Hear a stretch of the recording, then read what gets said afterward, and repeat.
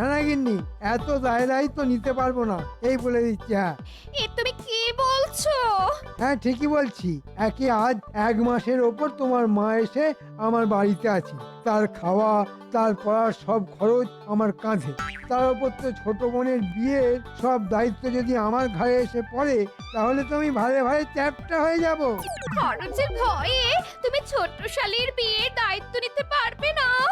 আর তুমি না কৃষ্ণনগরের রাজ্যের একমাত্র মন্ত্রী। না পারবো না। একটা মেয়ের বিয়ে দিতে কত খরচ হবে সেটা জানো? হিসেব জ্ঞান তো কিছুই মাথায় নেই, শুধু খরচ করার বুদ্ধিটুকুই আছে।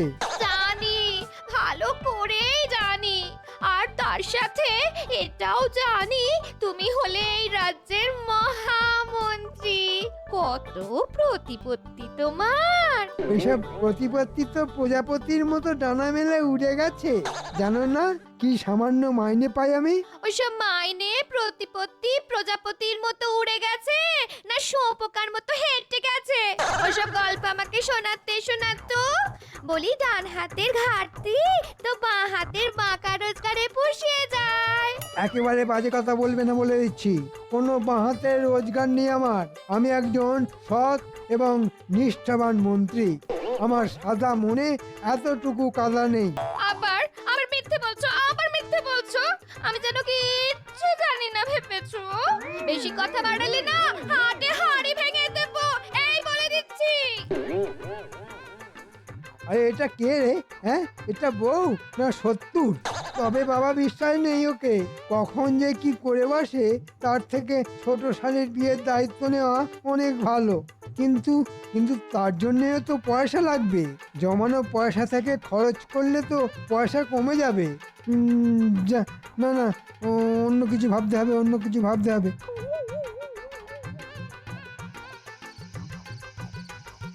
আর কি হলো কি? রাত কত হলো খেয়াল আছে? তাড়াতাড়ি আলো নিভিয়ে শুয়ে পড়ো। আরে আমি তো আর তুমি নই গো যে খেলাম আর শুলাম। আমার বলে কিনা এই কত কাজ পড়ে। এই বেশি কাজ দেখিও না তো। দুটো মাত্র প্রাণীর 4টি ভাত ফোটানো আর তরকারি। হ্যাঁ, ভালো বললে তো ভালো বললে। বললি ভাত আর তরকারি রান্না ছাড়া সংসারে কি কোনো কাজ নেই গো? সেই সব কাজ কে করে দিয়ে যায় শুনি? কেন আমিও সংসারে কম কাজ করি না? হ্যাঁ, তোমার কাজ মানে তো গড়িমসি করে বাজার যাওয়া আর পচা ধসা 4টি আনাজ আর মাছ কিনে আনা। তাই আর বেশি কথা না বাড়িয়ে চুপচাপ শুয়ে পড়ো দেখি। হ্যাঁ, আমার সময় হলে শোবো, যাও।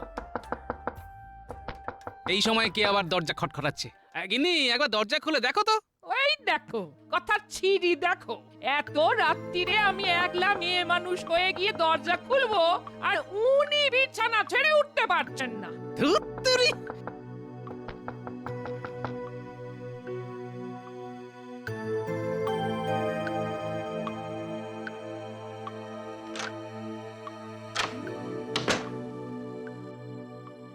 দূর বাবা, কেউ তো নেই।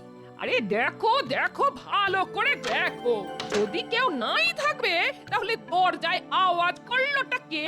সে আমি কি করে বলবো? দরজায় আওয়াজ হলো, দরজা খুললাম, কাউকে দেখতে পেলাম না, তাই আবার দরজা বন্ধ করে শুয়ে পড়ছি। ব্যাস, আমার কাজ শেষ।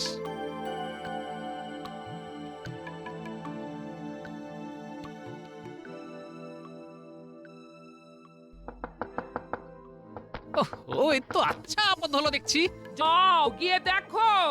আমি পারবো না, দেখতে হলে তুমি দেখো। আমিও পারবো না।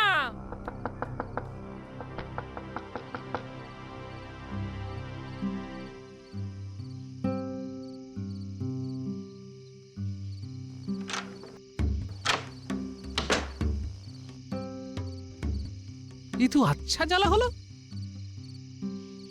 তোমায় আর একলা যেতে হবে না, আলো নিয়ে আমিও যাচ্ছি। দাঁড়াও দাঁড়াও দাঁড়াও।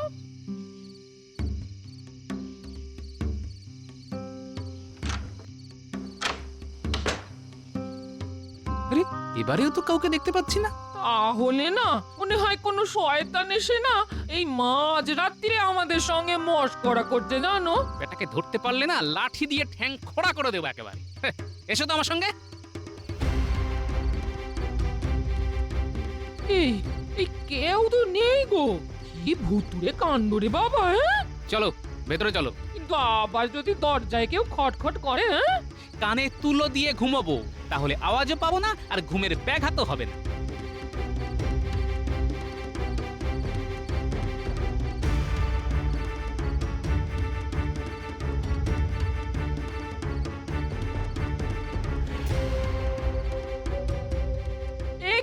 এ কি এই ঘরের জিনিসপত্র সব লন্ডভন্ড করলো কে? এ কি, দেখো দেখো দেখো। আরে আমাদের পিতল কাঁসার বাসনপত্র, টাকা পয়সার বাক্স সব কোথায় গেল? হ্যাঁ, এইটুকু সময়ের মধ্যে কে ঢুকলো? হ্যাঁ, কে চুরি করলো বলো তো? হ্যাঁ, কে চুরি করলো? আরে এ তো শীত কেটে চোর ঘরে ঢুকেছিল। হ্যাঁ, দরজায় শব্দ করে আমাদের ঘরের বাইরে পাঠিয়ে আমাদের সর্বস্ব নিয়ে চলে গেল গো। হায় হায় হায়, আমার এ কি সর্বনাশ হলো গো।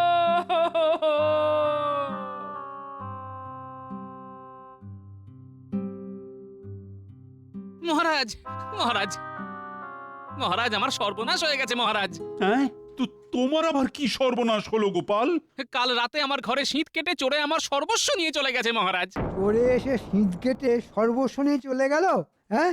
আর তুমি সেটা টের অব্দি পেলে না? এত ঘুম তোমার? না না, আমি তখন জেগেই ছিলাম। আশ্চর্য, তুমি জেগে থাকা সত্ত্বেও চোর এসে ঘরে শীত দিয়ে গেল।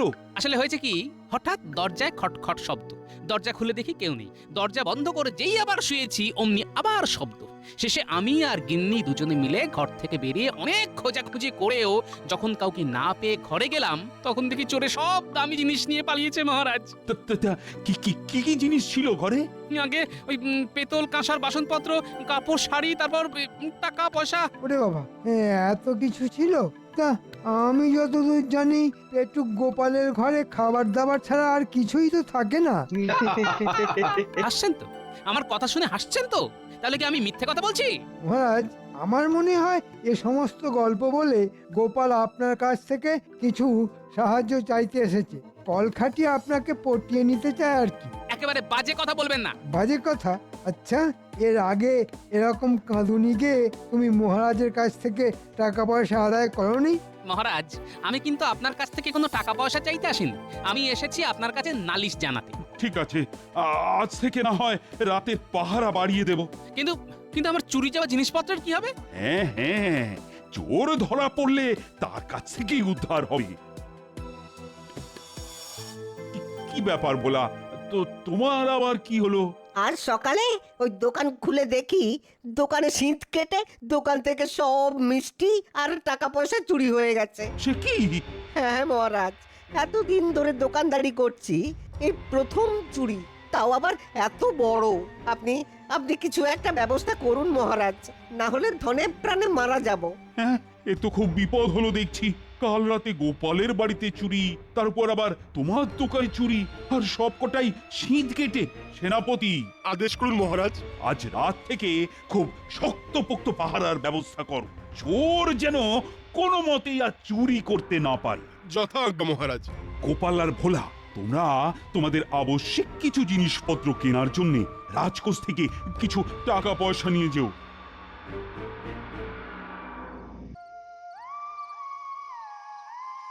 এই শোনো, বলি রোজকার মতো আজকে আর নাক ডাকিয়ে ঘুমিও না, হ্যাঁ? কেন? এই কথা শোনো। বলে কেন? আরে কাল রাতে অত বড় একটা চুরি হলো, চোর যদি আজ রাতে আবার আসে। আরে বাবা, আসতে দাও না। সে বেটা এলেও তো নতুন করে আর কিছু পাবে না, তাই অযথা জেগে না থেকে ঘুমিয়ে পড়ো। একটা কথা মনে রেখো গিন্নি, পুড়ে যাওয়া ছাইয়ে কোনোদিন আগুন ধরে না, বুঝলে? होशियार जागते रहो होशियार जागते रहो।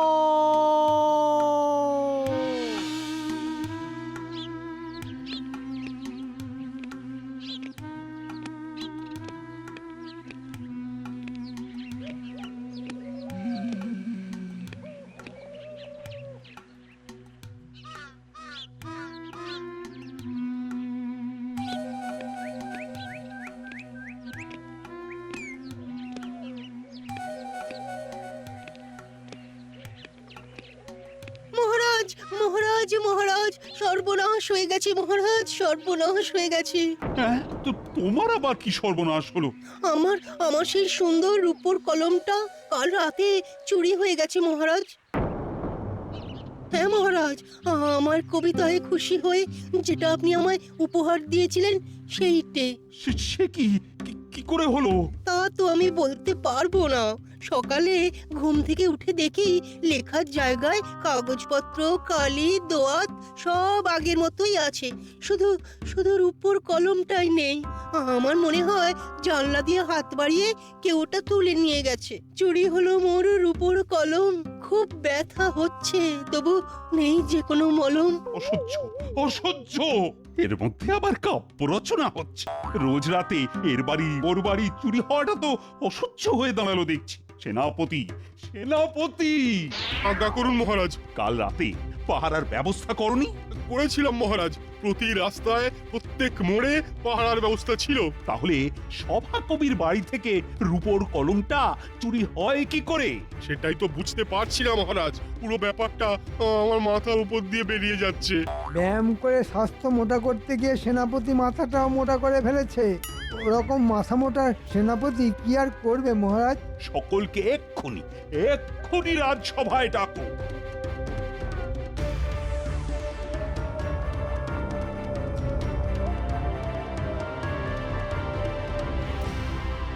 পরপর দুরাতে 3 জায়গায় চুরি, যা এর আগে এ রাজ্যে কখনো হয়নি। আর সব থেকে বড় কথা, চুরি কিন্তু কোনো সাধারণ প্রজার বাড়ি হয়নি। এ পর্যন্ত যা চুরি হয়েছে তা দুজন রাজকর্মচারী আর ভোলা ময়রার দোকানে। মহারাজ, তাহলে প্রমাণ হলো তো সেদিন চুরির নামে আমি কোনো গল্প দিতে আসিনি? হ্যাঁ, সে হয়তো আসুনি, কিন্তু আমার মনে হয় সব জায়গাতেই চুরি হয়েছে নিজেদের অসাবধানে। মানে অতি সোজা, এই যে এতগুলো চুরি হলো, কই আমার বাড়িতে তো হলো না। কারণ কি দিনে কি রাতে আমি সর্বদা সতর্ক থাকি। গৃহস্থ নিজে যদি সজাগ থাকে তাহলে চোরের সাধ্য কি যে চুরি করে? হ্যাঁ হ্যাঁ হ্যাঁ হ্যাঁ, কথাটা খুব একটা মন্দ বলুনি। তাই আমার প্রস্তাব, এই যে প্রহরীদের অনাবশ্যক খাটিয়ে আর রাত পাহারা দেবার কোনো দরকার নেই।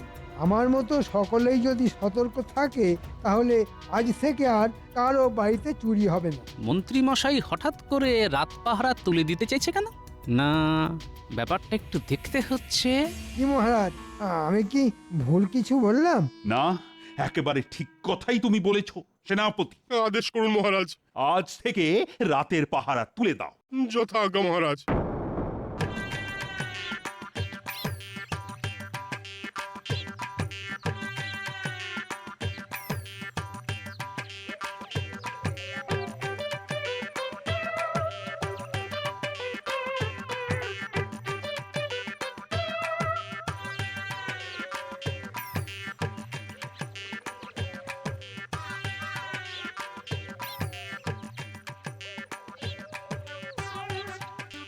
এই তোরা শোন এদিকে শোন, যার জন্য তোদের ডেকে পাঠিয়েছি, একটা কাজ করতে হবে তোদের। কি করতে হবে বলে দাও। আজ থেকে মন্ত্রী মশাইয়ের ওপর নজর রাখতে হবে তোদের।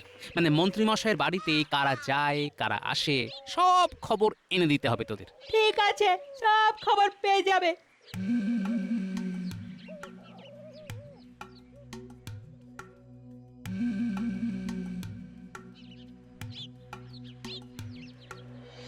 তা মন্ত্রী মশাই, কাজকর্ম সব ঠিকঠাক করতে পেরেছি তো? আরে করতে পেরেছিস কি বলছিস? এখনো তো কত কাজ করতে হবে তোদের। এখনো কাজ বাকি। কিন্তু আমার যে খুব ভয় করছে মন্ত্রী মশাই। কেন ভয় করছে কেন? রাতের বেলা রাস্তা জুড়ে যে ওই রক্ষীদের পাহারা। মহারাজের কানে মন্ত্র দিয়ে আজ থেকে ওই পাহারা আমি তুলে দিয়েছি। এখন বীরের মতো যাবি আর চোরের মতো চুরি করবি। আজ রাতেই যাবি।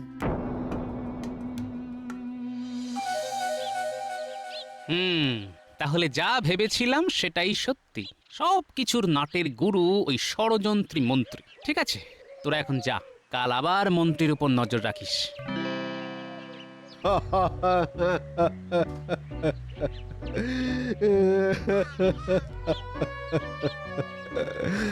কাল রাতে চোরে যে আমাকে ভিখারি করে দিয়ে গেল মহারাজ।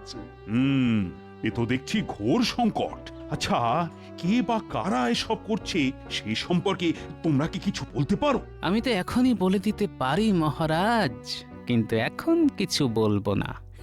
বরং এখন এমন কিছু বলবো যাতে করে আসল চোরের সাহস আরো বেড়ে যায়। মহারাজ, চুরির ধরন দেখে কেন জানি না শুধুই মনে হচ্ছে এ কাজ হলো কেলে পচার। হ্যাঁ, কেলে পচা, কিন্তু সে তো এখন চুরি চামারি ছেড়ে দিয়েছে। মহারাজ, বিড়াল যেমন কখনো মাছ খাওয়া ছাড়তে পারে না, তেমনি পাকা চোরও কখনো চুরি ছাড়তে পারে না। আর একটু চিন্তা করলেই বুঝতে পারবেন, আমাদের যার যার বাড়িতে চুরি হয়েছে সব বাড়িগুলোই কেলে পচার নখদর্পণে। সেনাপতি, এক্ষুনি কেলে পচাকে বেঁধে আনার ব্যবস্থা করো। আমি এক্ষুনি ধরে আনছি মহারাজ। আহা, কি মজা! কার চুরির দায় কার ঘাড়ে গিয়ে পড়লো, হ্যাঁ? কেলে পচাকে ধরে এনেছি মহারাজ। কিরে কেলে পচা, তুই আবার চুরি চামারি শুরু করেছিস? বিশ্বাস করুন মহারাজ, বহুদিন আমি এই কাজ করিনি গো। তাহলে কে করলো বল? তা আমি কি করে বলবো বলুন তো? শুনলাম তুই নাকি কদিন রাতে বাড়ি ছিলি না।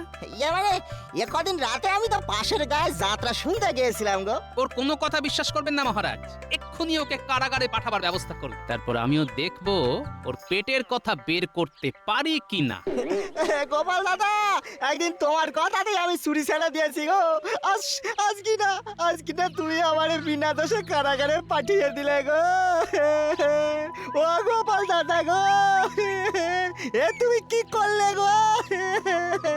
ছাড়ি দাও, আমি ছাড়ি দাও। কি করব বল, আসলে রাঘব বোয়ালকে ধরতে গিয়ে তোকে শুধু টপ করেছি। তবে চিন্তা করিস না, আসল চোরকে ধরে তোকে আমি কারাগার থেকে ঠিক বের করে আনবো। শোন, আজ রাতে সব থেকে বড় ঘাইটা মারতে হবে তোদের। কার বাড়ি শুধু বলে দিন, তারপর দেখবেন কি করি। তোদের আজ যেতে হবে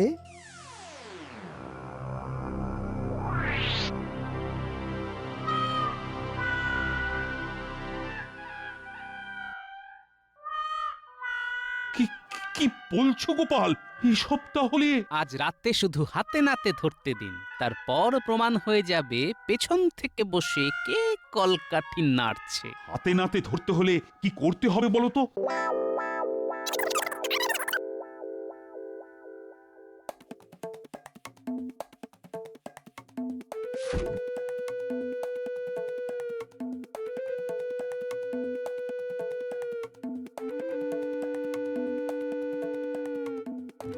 বেশ বেশ ভালো রকম ওই জিনিস চুরি হলো, কি বলিস বটা?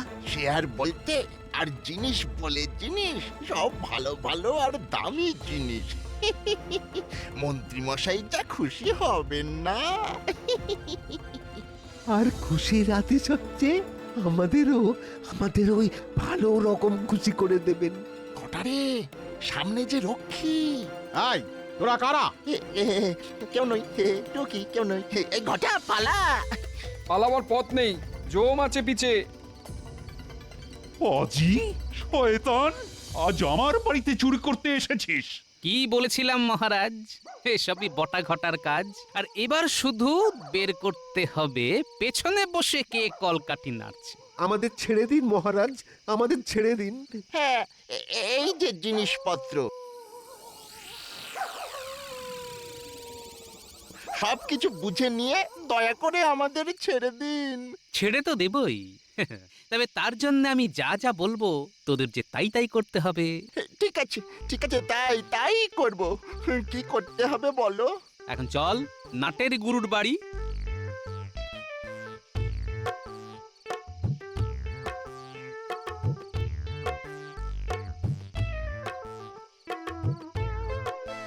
মন্ত্রী মশাই, ও মন্ত্রী মশাই।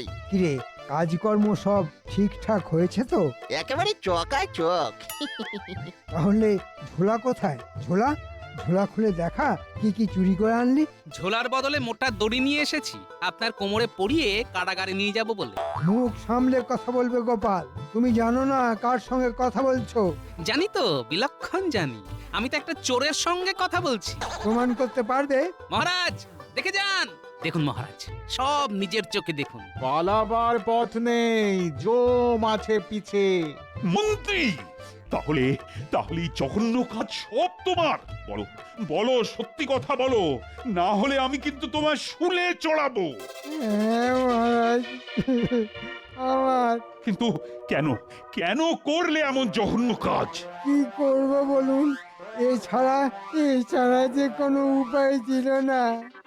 1 মাসের ওপর শাশুড়ি এসে রয়েছেন, তার পেছনে 1 কানি খরচ, তার উপর আবার শালিকার বিয়ের খরচ দিতে হবে বলে গিন্নি আমার চাপ দিচ্ছে।